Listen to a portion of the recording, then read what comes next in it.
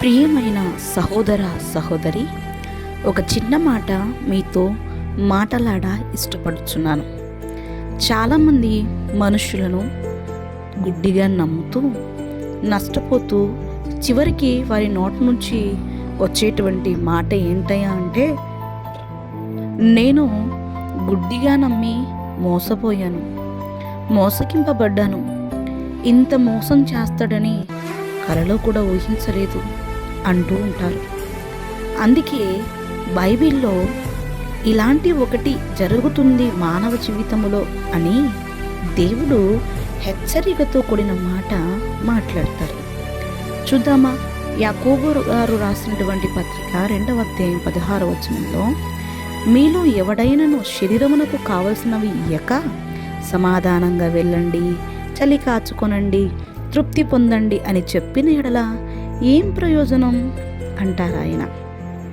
వారు మనకు సహాయం చేస్తున్నట్లు నటిస్తున్నారే కానీ అది నిజమైన సహాయం కాదు అంటారు.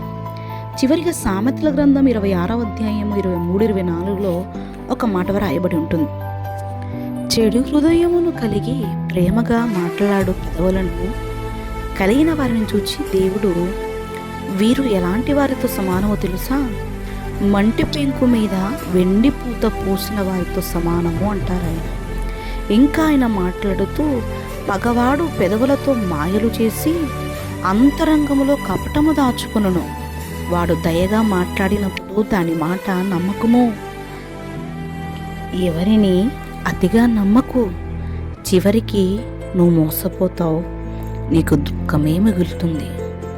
ఈ నా మాటలు మీ జీవితాలలో ఏమైనా ఉపయోగపడతాయేమో ఆలోచించి సరిచేసుకుందాం, దాని ప్రకారంగా నడుద్దాం. Thanks for watching. Please do subscribe.